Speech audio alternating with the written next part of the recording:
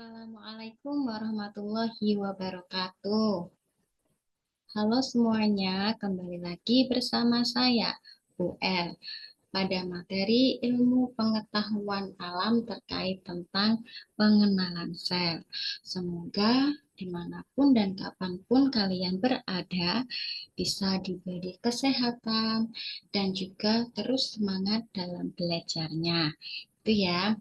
Nah, untuk memulai kegiatan ini, alangkah lebih baiknya jika kita membaca basmalah terlebih dahulu.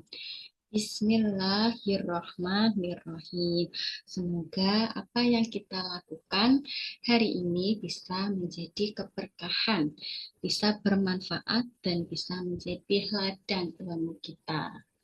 Ya, oke, lanjut ya. Di sini Bu El ingin menyampaikan sebuah materi terkait tentang sel.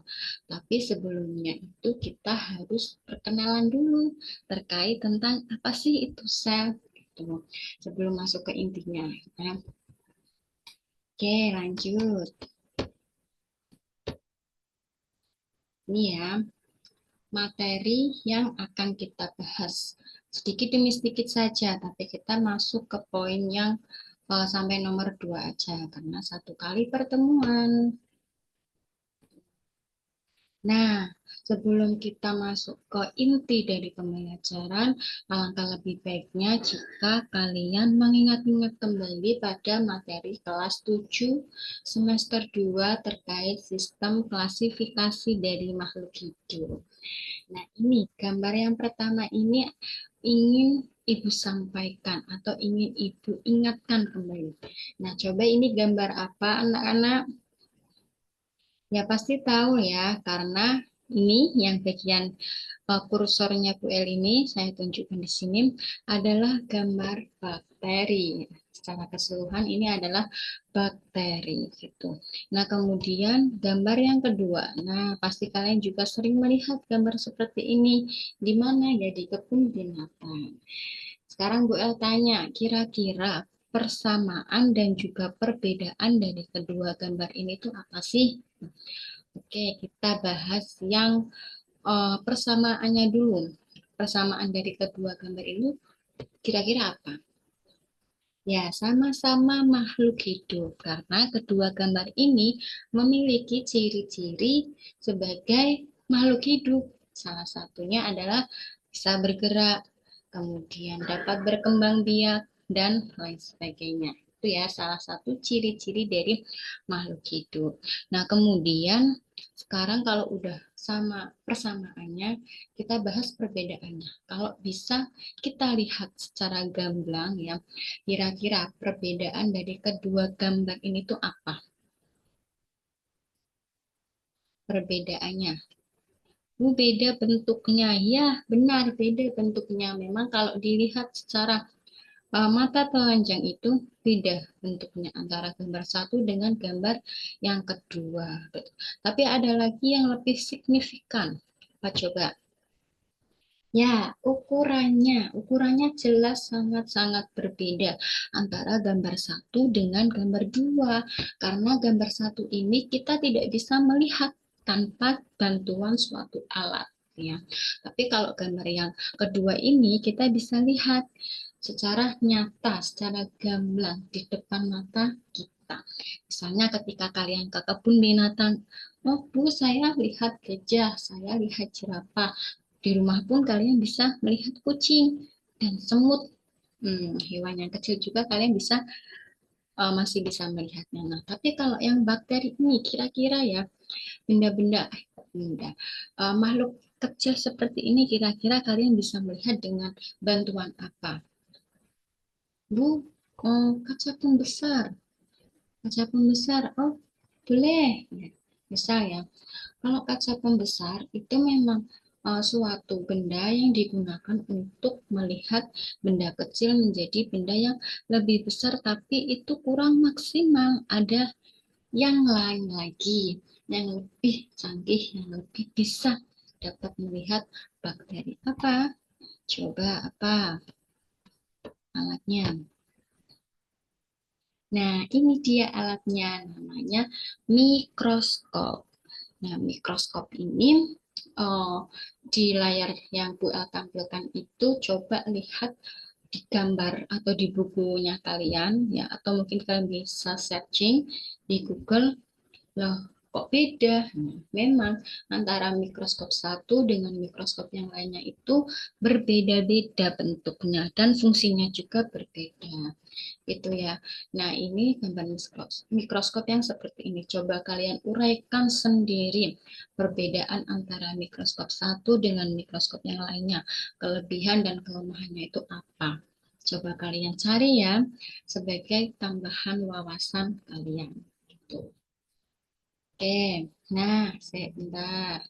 Coba ini Bapak siapa ini ya, gambar foto siapa? Ini adalah gambar Bapak Robert Hooke. Siapa sih Bapak Robert Hooke ini kok ditampilkan di sini? Nah, Bapak Robert Hooke ini, beliau itu seorang ilmuwan yang pada zaman dahulu itu menciptakan suatu alat. Alat apa ya? Alat tadi, alat yang Ibu El tunjukkan tadi, sebuah mikroskop. Tapi pada zamannya itu mikroskopnya masih sangat-sangat sekali sederhana, belum secanggih sekarang. Kalau sekarang kan udah sangat canggih ya, tapi kalau dulu si Bapak Robert Hooke ini masih menciptakan alat yang sederhana. Nah, beliau ini apa namanya menemukan atau meneliti ya, meneliti sebuah tumbuhan ini ya, tumbuhan itu diambil batangnya, disayat, kemudian ditaruh di sini, lalu diamati. Mak jedul, nah ini dia. Ini yang beliau amati. Ketika kita melihatnya, itu, kok bentuknya seperti ruang-ruang kosong, bolong-bolong seperti ini. Nah, dulu Bapak Robert Hooke, apa ini? Kok ada seperti ini? Nah, gitu. Wah, alatnya sangat canggih sekali ya pada saat zaman dahulu, dahulu loh ya, bisa melihat hal yang sekecil sampai sekecil ini.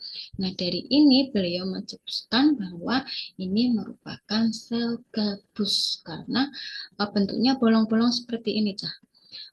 Ada rongga-rongganya. Ini ya. Beliau menamakan ini sel gabus gitu. Oke, kita lanjut lagi. Nah, ini penampakan dari mikroskop. Mikroskop yang ada di laboratorium kita juga seperti ini loh, Cah. Gambarnya seperti ini sama persisnya. Nah, alat ini sering digunakan pada laboratorium untuk mengamati benda kecil atau yang berukuran mikro gitu. Dan ini juga ada bagian-bagian dari mikroskopnya ya, ada lensa okuler, tabungnya, kemudian skrup pengarah kasar dan lain sebagainya. Nah, perlu kalian ketahui tanda dari jenis suatu mikroskop ini terlihat dari penampakannya ini. Misalnya, oh ini kok ada cermin, berarti mikroskop ini akan berhubungan dengan yang namanya cahaya. Karena fungsinya nanti akan dipantulkan cahaya yang datang ke sini untuk bisa melihat benda yang terdapat atau yang akan diamati di sini. Itu ya. Ini adalah gambar dari mikroskop beserta bagian-bagiannya. Nah, kemudian kita coba lihat lagi. Nah, ini adalah rumus ketika akan melihat suatu perbesaran dari objek yang kita amati. Perlu kalian ketahui bahwa di mikroskop ini tuh ada yang namanya lensa. Nah, lensa ini tuh digunakan untuk memperbesar benda atau objek yang kita amati. Kalau ini namanya lensa objektif. Kalau yang atas itu namanya lensa okuler. Diingat-ingat kalau yang atas itu yang sejajar dengan mata kita ketika kita akan meneliti itu namanya lensa okuler seperti itu gitu. Nah, nanti bendanya itu ditaruh di sini, kemudian kita atur perbesarannya. Katakan saja misal 40 ya. Nah, 40 ini kemudian nanti dikalikan dengan apa yang sudah kita lihat di lensa okuler. Misalnya 40 dikali perbesaran okulernya itu 5 kali, berarti 4 kali 5, 20 ya, sekitar 200-an perbesaran yang kita amati. Seperti itu. Itu. Nah, ini rumusnya ya. Misalnya nanti kalau ada soal terkait tentang perbesaran suatu benda, nah itu kalian bisa diingat-ingat segitiga ini. Yang atas M itu perbesaran, yang bawah sejajar ini adalah MOB dan MOK. Kalau MOB itu perbesaran pada objektif objek. Tapi kalau yang MOK itu perbesaran pada lensa okuler seperti itu. Nah, kok nanti yang ditanyakan yang M ini ya. Yang M ini gitu. Nah, yang M ini berarti kalian kan ini sejajar. Nah, kalau sejajar itu kalian bisa dikalikan saja gitu. Kalau misal yang diketahui soalnya yang ini itu MOB. Nah, berarti kalau atas sama bawah itu dibagi. Seperti itu ya. Sangat-sangat mudah. Gitu. Nah, sekarang Bu El minta kalian menggambar mikroskop ini secara sederhana aja. Yang penting ada bagiannya, fungsinya apa, kemudian di bawahnya taruh ini perbesaran dari mikroskop gitu ya. Tunggu. Kemudian setelah itu ya, bentar, ini saya hapus dulu yang ini orat-oratnya. Yang hapus, menghapus dah. Ya. Nah, kemudian ini ada cara menggunakan mikroskop. Ini secara singkat saja Bu El ingin menjelaskannya ya. Nah, nanti kalian taruh di bagian bawahnya rumus itu cara menggunakan mikroskop menggunakan bahasa kalian sendiri. Enggak harus plek ketiplek sama seperti yang ada di uh, layar ini atau yang apa Bu El ucapkan gitu. Itu menggunakan bahasa kalian sendiri sepemahamannya kalian bagaimana menangkapnya. Nah, intinya itu ketika kalian akan menggunakan mikroskop ya. Pertama, ambil dulu mikroskop dengan cara tangan kanan itu memegang pegangan mikroskop. Nah, tangan yang kiri itu buat nyangga kaki. Nah, seperti ini. Jadi akan aman ketika dipindah-pindah. Kenapa kok ada SOP yang seperti ini? Karena memang mikroskop itu yang pertama harganya mahal ya. Yang kedua itu ada lensa-lensa. Nanti kalau jatuh itu takutnya akan rusak, tidak dapat berfungsi sebagaimana mestinya. Nah, setelah itu ketika udah diletakkan ya, kalian siapkan objek yang akan diamati gitu. Misal kalian ingin mengamati sel jaringan pada tumbuhan akar ya, akarnya. Siapkan, ya itu biasanya preparat namanya. Nah, preparat ini bentuknya tipis, kacanya tipis. Ditaruh di sini ya, kemudian diamati. Ditaruh di bagian ini, di sini ya, di meja preparatnya. Kemudian dijepit. Nah, setelah dijepit, itu kalian atur berapa yang ingin kalian perbesarkan lensa objektifnya. Nah, kemudian baru deh diteropong seperti ini. Nah, diteropong um, selain dilihat dari lensa okulernya, kalian juga harus mengepaskan pakai makrometer pengarah kasanya secara cepat. Kemudian kalau udah mau sampai itu hati-hati, takutnya nanti akan ada tekanan, nanti pecah. Jadi harus hati-hati. Sekiranya kalau udah setengah sentimeter itu kalian bisa menggunakan mikrometernya atau yang mengarah halusnya secara pelan-pelan gitu. Nah, kemudian yang paling penting itu cerminnya harus diarahkan ke bagian cahaya. Gitu ya. Tergantung sih cahayanya kalau memang yang redup atau yang terang gitu kalian bisa mengaturnya yang lensa yang cermin datar atau yang lensa cekung gitu ya di buku ada coba ya seperti itu baru kalian diamati oh ini gambarnya seperti ini gambarnya seperti ini oke ya seperti itu ya Cak. Oke kemudian ini bagian-bagian dari mikroskop kalian tadi sudah menulisnya dan ini enggak perlu ya mungkin kalian bisa memahaminya lebih lanjut lagi dengan membaca dan memahaminya. Pahami, pahami, pahami, pahami. Seperti itu. Ini sama seperti yang ada di buku kalian dan yang ada di gambar. Hanya Bu L, apa namanya, salin saja di sini. Nah, sekarang asesmen atau tugas untuk kalian. Tugas yang pertama, kita kunjungi ini, live worksheet. Klik, kemudian akan muncul seperti ini. Sebentar, masih loading.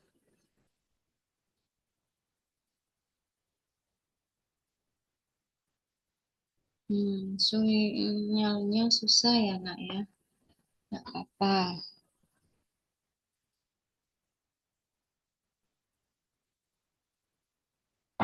Nah, kira-kira nanti akan muncul seperti ini. Nah, ini LKPD IPA kelas 7 terkait tentang mikroskop. Nah, ini ya. Nanti kalian tulis nama kalian, kemudian kelas berapa, ya kelas 7 ya. Nah, nanti ini kan ada bagian-bagian mikroskop. Nah, bagian-bagian mikroskop ini kalian tarik. Nah, ini misalnya ini lensa objektif. Lensa objektif terletak di mana? Kita scroll, tarik seperti ini terus. Terus kita cari mana lensa objektif. Terus kita cari lensa objektif. Nah, di sini kita letakkan di sini seperti itu ya. Begitu pula dengan yang lainnya. Kalian kursor-kursor sendiri di HP juga bisa. Itu. Nah, kemudian ini fungsi. Nanti buat garis. Itu ya. Misalnya apa? Menjepit preparat, memperbesar bayangan objek itu apa? Lensa okuler atau lensa objektif. Kemudian menyangga atau menopang mikroskop itu yang bagian apa? Misalnya ini ya, kaki mikroskop. Nah, kita tarik. Nih. Nah, itu digambar. Namanya udah belum ya?